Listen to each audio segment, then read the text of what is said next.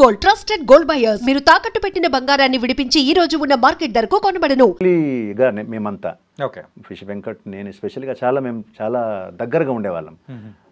అయితే మనోడు ఒక సక్సెస్ ఒక రేంజ్లో చూశాడు. నేను అతని పక్కన ప్రతి ఒక్క మూమెంట్లో ఉన్నాను. అది తర్వాత అతనికి మంచి పేరు వచ్చింది. కందిరిగా నుంచి ఇంకా బాగా పేరు వచ్చింది. ఇంకా బాగా పేరు వచ్చిన తర్వాత చాలా బిజీ అయ్యాడు మనోడు.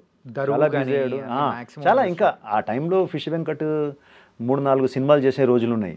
రోజుకు డైలీ మెయింటైన్ చేసుకుంటూ అటు ఇటు నేను చూశాను. ఆ మూమెంట్ చూశాను అతనిది. అండ్ ఇప్పుడు ప్రెసెంట్ హెల్త్ కండిషన్ చాలా అంటే కొన్ని మన మీదనే ఉంటుంది బ్రదర్. అది ఇప్పుడు నేను మీకు ఎంత చెప్పినా మీరు వినే మూడ్లో లేకుంటే మనం చెప్పలేం. ఒకసారి 2 సార్లు చెప్తాము. అతనికి ఆ డ్రింకింగ్ హ్యాబిట్స్ అవన్నీ కొంచెం ఎక్కువ. సో మనం చెప్పేవాళ్ళం సైడ్లో ఉండి, అరే వద్దురా మామ ఇంత మరీ టూ మచ్ చేయకురా మామ అని చెప్పేవాళ్ళం. ఏం కాదురా భయ్ ఏమవుతుంది అని చెప్పేవాడు. అలా అలా ఆ సక్సెస్తో మళ్ళీ డబ్బులు కూడా బాగున్నాయి, డబ్బులు ఎక్కువ వస్తున్నాయి, సర్కిల్ పెరిగింది. ఆ సర్కిల్ కూడా ఎలా పెరిగిందంటే ఓన్లీ మన హైదరాబాద్ దాకానే కాదు. అతనికి టైం దొరికిందంటే వెళ్ళిపోతాడు బండి తీసుకొని వైజాగ్, విజయనగరం, కొత్తగూడెం అని. అసలు టోటల్గా పెద్ద సర్కిల్ ఉంటుంది.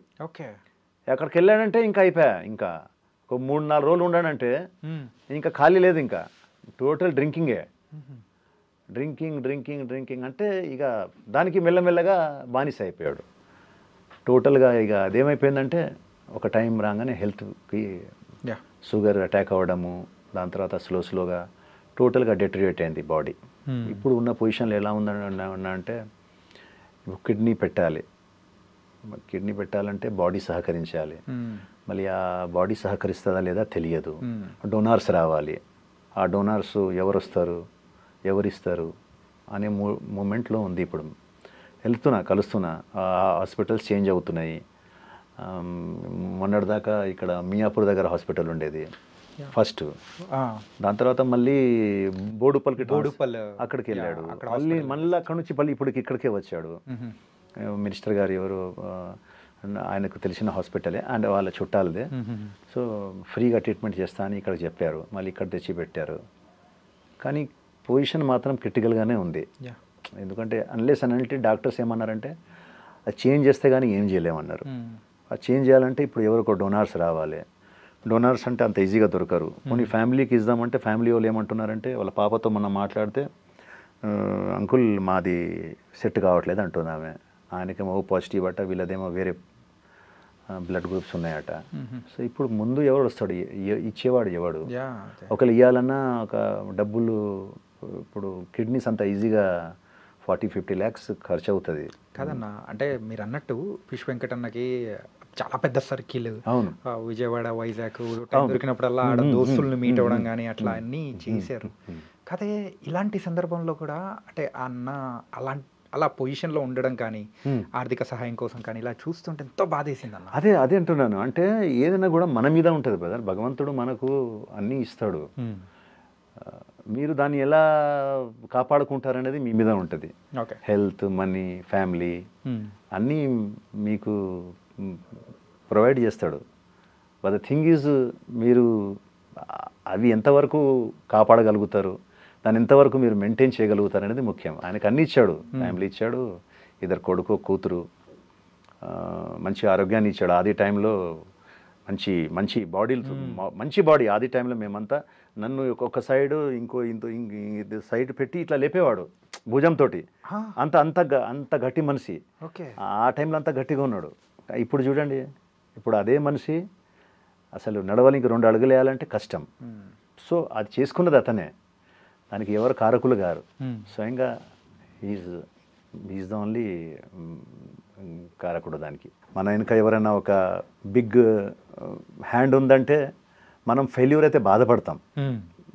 లైక్ నా ఫాదర్ పెద్ద హీరో ఉండో, లేకుంటే ప్రొడ్యూసర్ ఉందో, లేకుంటే డైరెక్టర్ ఉండి నేను సక్సెస్ కాలేని పరిస్థితిలో నా మెంటల్ స్టెబిలిటీ వేరేగా ఉంటుంది, ఆ ఆలోచన వేరేగా ఉంటుంది. మీరు 0 వచ్చినప్పుడు అక్కడ నుంచి రూపాయి వచ్చినా మీకు బాధ ఉండదు. మీరు అచీవ్మెంట్గానే ఫీల్ అవుతారు. సిటీకి వచ్చినప్పుడు రూపాయి తీసుకొని రాలేదు. అలాంటి 25 years ఇండస్ట్రీలో నేను ఏదైతే సాధించానో అది నాకు ప్లస్సే. నేను ఎక్కడ పోగొట్టుకోలేదు. జీరో ఉండడం పోగొట్టుకుంటాడు, మైనస్లోనే పోతుంది వెళ్తుంది తప్ప జీరో నుంచి నేనేం పోగొట్టుకోలేదు ఏం లేదు. జీరోకి వచ్చాను, అక్కడ నుంచి నేను మ్యారేజ్ అవ్వడం, నా పిల్లలు మంచి స్కూల్స్లో చదవడం, నేను ఒక మంచి లైఫ్ గడపడము. అంటే లైఫ్ ఇన్ సెన్స్ అన్ని కారు బంగ్లాలు 10 ఉన్నాయని కాదు. నేను నాకు ఒక ఫ్లాట్ ఉంది, సొంత ఫ్లాట్ ఉంది, నాకు ఒక కారు ఉంది, నా మంచి ఫ్యామిలీ ఉంది, నాకు 2 పిల్లలు ఉన్నారు, వాళ్ళు మంచి ఎడ్యుకేషన్ వాళ్ళు చదువుతున్నారు.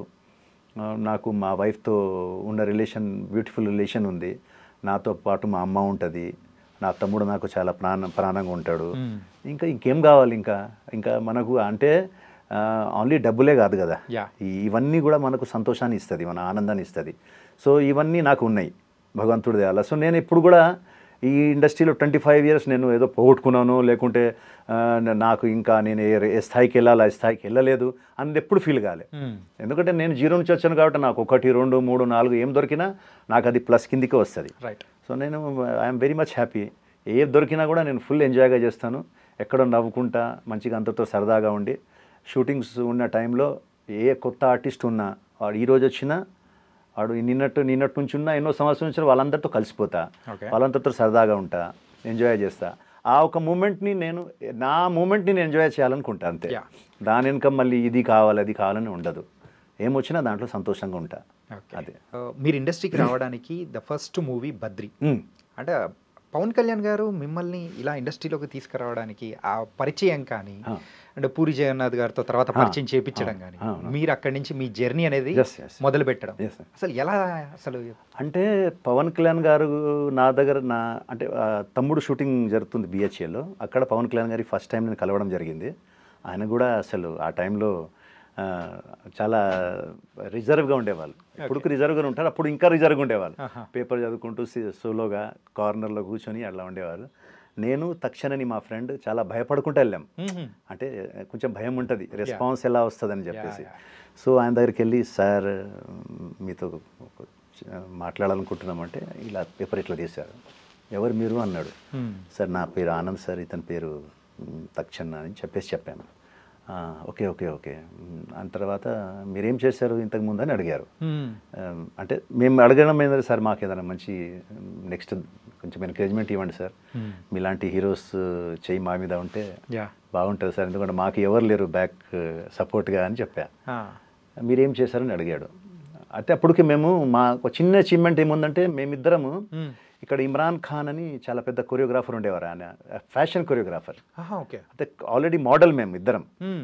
ప్లస్ మంచి మంచి హోటల్స్లో, స్టార్ హోటల్స్లో అక్కడిక్కడ మేము షోస్ ఇస్తున్నాం. ప్లస్ అవి పేపర్స్లో పడుతున్నాయి ఫొటోస్ అవన్నీ. సో పవన్ కళ్యాణ్ గారికి ఇమ్రాన్ ఖాన్ అంటే తెలుసు.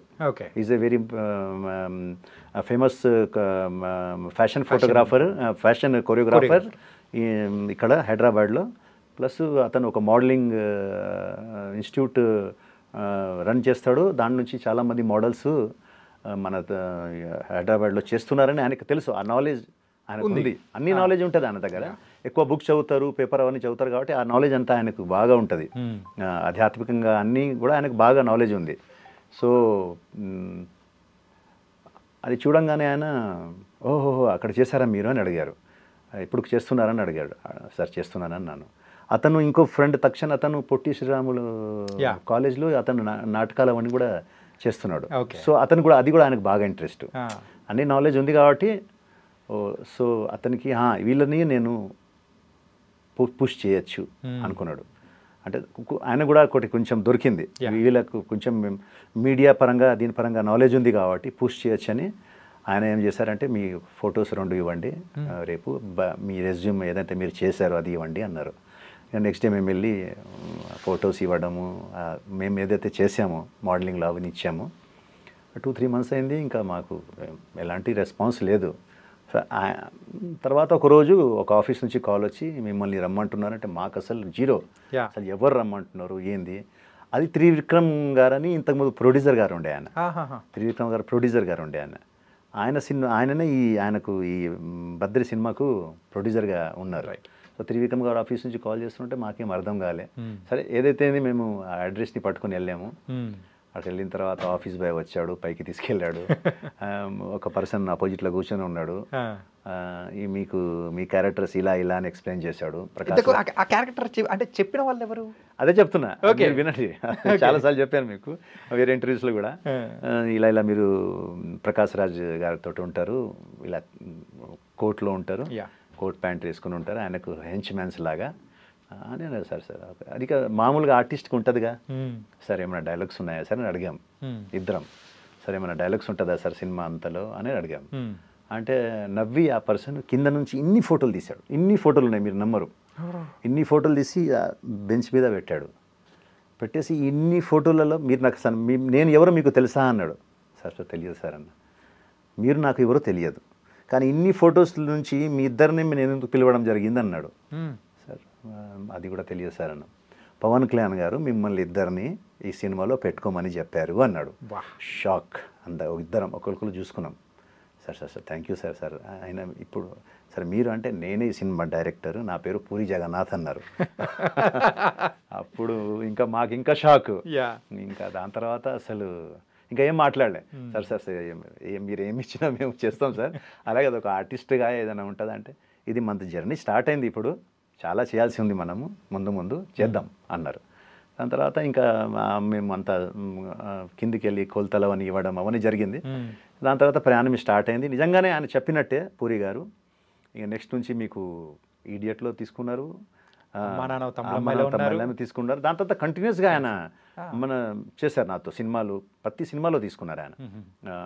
స్పెషల్గా పిలిచి ఏదో ఒక క్యారెక్టర్ మనకి ఇచ్చేవాళ్ళు. సో ఆ విధంగా పవన్ కళ్యాణ్ గారు లేకుంటే ఇది జరగకపోయేది కాదు. సరే ఇది చేసామని దీని తర్వాత మేము తిరగడం మొదలుపెట్టాం. కొంచెం రికగ్నిషన్ వచ్చింది కదా అని ఇంకా ఆది ఓపెనింగ్ అయింది రామారెడ్డి స్టూడియోలో. అక్కడికి వెళ్ళడం, అక్కడ కలవడము, అక్కడ ఫొటోస్ ఇవ్వడము, వినాయక్ గారికి నచ్చడము.